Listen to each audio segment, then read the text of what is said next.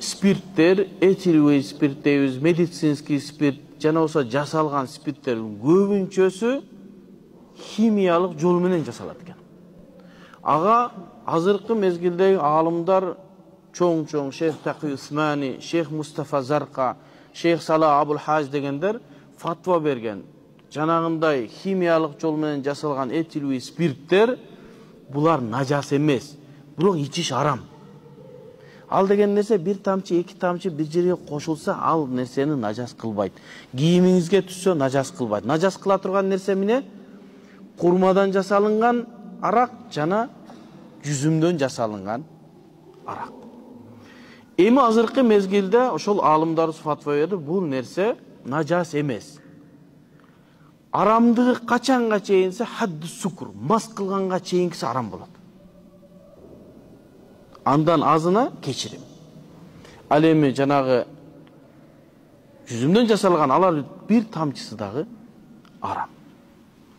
Эми азыркы мезгилдеги спирттер ошол синаи экен, ал тахир нажас кылбайт деп айтылат. Эми Абу Ханифанын пикиринде бул нажас кылынбай турган болсо, азында кечирим боло турган болсо, зубный пастага ошондой спирт кошулган болсо, оозубузду жуусак зыяны жок деген. Анча мынча жанагындай конфеттерге анын жанагы убактысы өтүп кетпесин деп кошулган болсо, анын зыяны жок деп. Ага бул сөздү мен айткан жокмун. Устаз Шейх Мухаммад Такый Усмани айт. Негизи Абу Ханифа айткан, бирок азыркы жаңы шоколадтарга, башка нерселерге кошулган нерсени Шейх Такый Усмани айтты. Абу Ханифанын пикири менен бул нерсе арам эмес деп. Эми ошону биз ачыктап коелу дагы, Шейх Такый Усманидин китебинен окуп коелу, анан ушул маселени анан кайра чукуп алсак. Мен эч кимди арак ичсин деп аткан жокмун.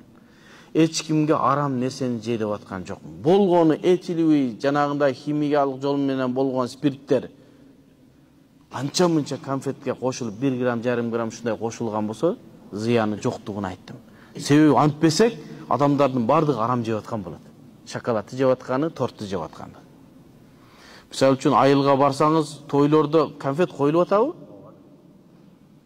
Жада калса, нандын жакшы неме кылсаңыз, нан ачыгандан кийин канчалык процент кичине спирт болот экен ичинде. Зыяны жок ал нерсе. Анан коньяк маселеси. Өткөнкү сабагыбызда ошо коньяк боюнча мен бир аз ачыктабай кеткен экен, ошол да чоң проблема болуп атты. Коньяк деген нерсени бирөө суроо бере калган, коньяк кандай деп. Баш шашылышта эле коньяк эгерде жанагындай химикалык жолдор менен алынган спирт менен кылынган болсо, алдын өкүм ошондой деген. Бирок коньяктын түрлөрү бар экен. Винодон жасалынган, же болсо жүзүмдөн жасалынган коньяк бар экен, анан спирттен жасалган. Ошол эгерде жүзүмдөн жасалынган спирттен болгон коньяк болсо, ал торттагы арам, ал шоколадтагы арам. Беркисинен болсо, зыяны жок. Ушул маселени тактап алышыбыз керек, адамдар кийин аралаштырып албасын. Ошого этият шарт үчүн коньякты кайсы бир нерсе кошулса, ичпей койгонубуз жакшы, жебей койгонубуз жакшы. Себеби мүмкүн биз тактап билбей калабыз. Андан башкаларда аалымдарыбыз айтып атат, ошол жасалма спирттер ошол жерге кошулат. Эми Шейх Такый Усмани өзүнүн Фикл Буюъ деген китебинде айтат. Аммал маъкулат ау машрубат аллати таштамилу алал кухул. Ал эми дейт, маъкула иче турган нерселер, ау машрубат иче турган нерселер, сок болсун, башка эмне болсун, аллати таштамилу алал кухул.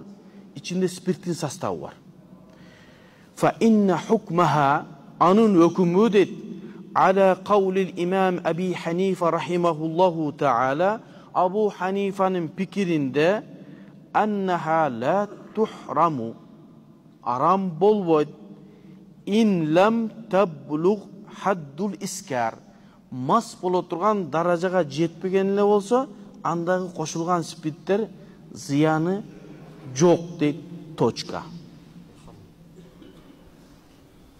Мен ошол сабагымда дагы Шейх Такый Усмани ушундай деген деп айттым. Эми сахибейнин пикири бар.